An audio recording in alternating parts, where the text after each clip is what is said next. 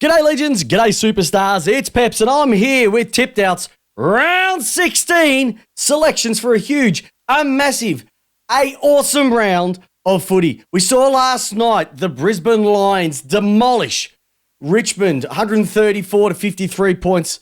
Lachie Neale in the midfield was absolutely dominant, and Joe Danaher with Eric Hipwood up forward set it alight for the Brisbane Lions. I think Richmond's chances of making finals now are gone completely out the window.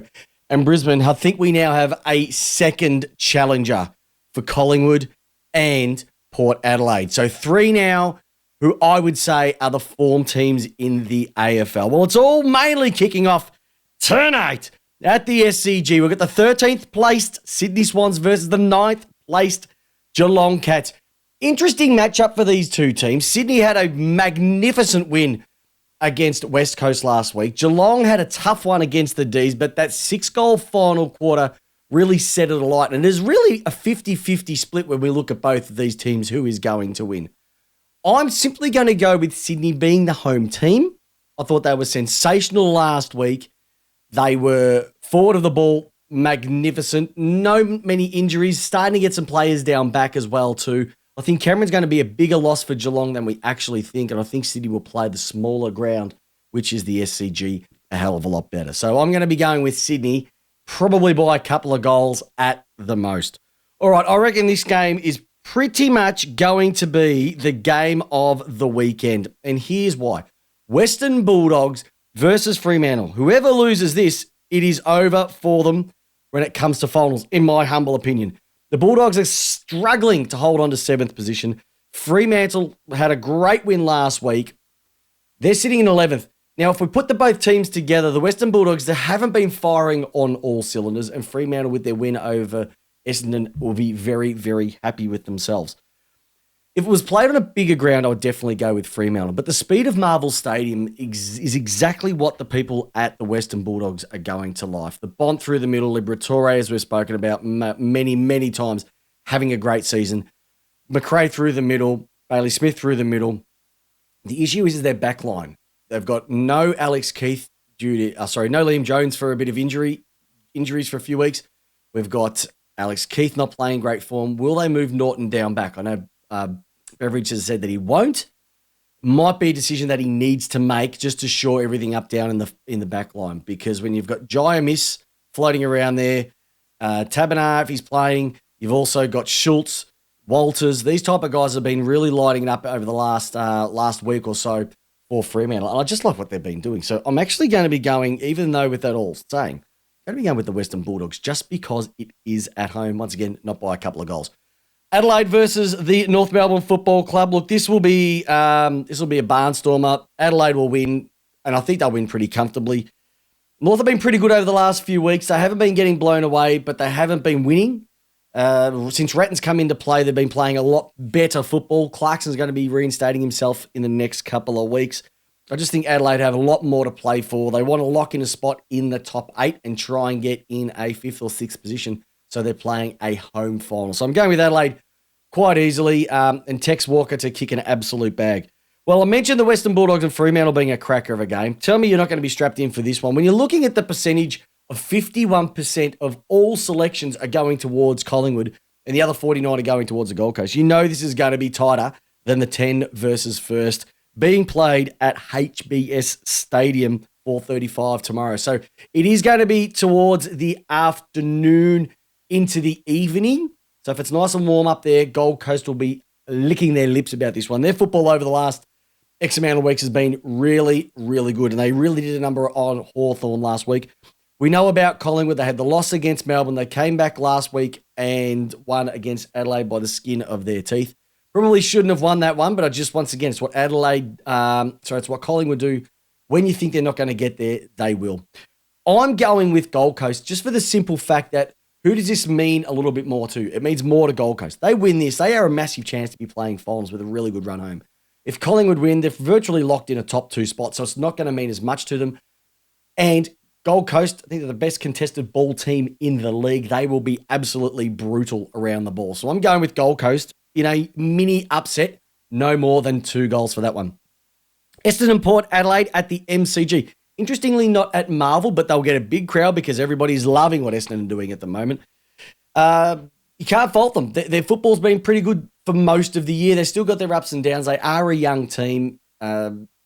Scott's still trying to work out what the exact forward mix is, but by having Stringer and having Wright down in forward, it's going to make it really nice for them.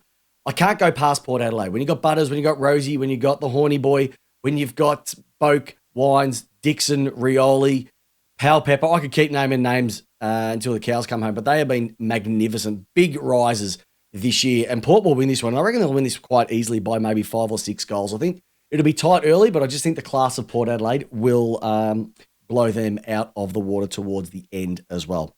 All right, moving into the Sunday games on July 2nd, we've got the 1:10 p.m. game at the MCG. We're looking at Hawthorn versus Carlton. Carlton are going in as the favourite, 64% of all selections going for Carlton. And you know what? This is a game that they have to win. Who would have thought that when you look at these two teams, it is 16th versus 15th?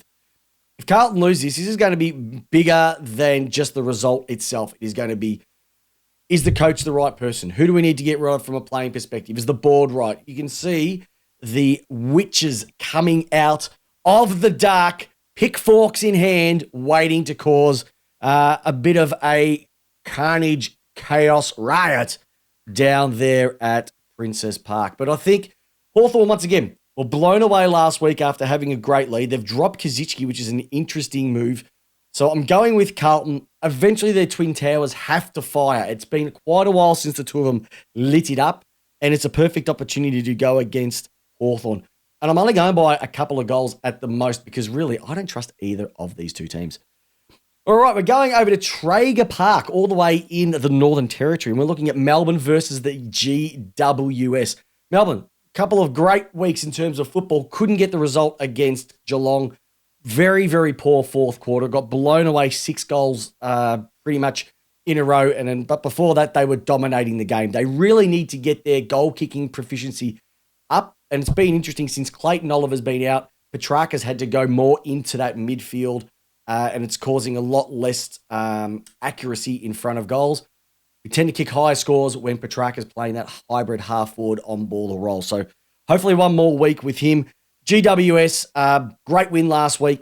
But I will say Melbourne at TIO Stadium, they're just going to have to win this one. They know that if they want to keep their top 4 position locked in, these are the games that they have to win. They'll be bitterly disappointed about how they finished up last week, and they'll want to make amends for that as well too. So I'm going by Melbourne, 5 goals. And if you remember this time last year, Cozzy Pickett kicked 6 up there in the Northern Territory, and I reckon he's due because he's had a very, very lean month to 6 weeks.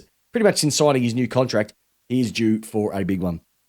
And last game of the weekend, it's all the way at the Optus Stadium, West Coast versus St Kilda. Now, St Kilda should win it quite easily. But could you imagine if West Coast win? We don't think it's going to happen, but what would that say about St Kilda? The team that was literally dominating from start to finish for the first probably half of the season. And since then, they've been going backwards at a rate of knots. This is a win that they have to get to keep not just top 8, but top 4 aspirations in check. They should do it. They should do it quite easily. It should be a 60-pointer. And King should kick a bag, because that's what we want to hear.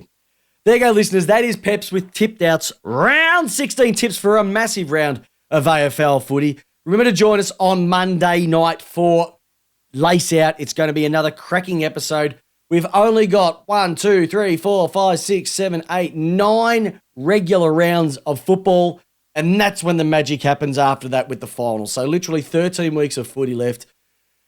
Can't believe how quickly it's going, and that means that we're going to be finishing up a lot sooner than we hoped as well too. So all the best for you the weekend. Hopefully your team wins. Join me and the crew Monday night, Lace Out, 8 p.m. on the Facebook page. Give us a review, give us a bit of feedback, tell us how we're going, and more importantly, thanks for tuning in. Have a great weekend.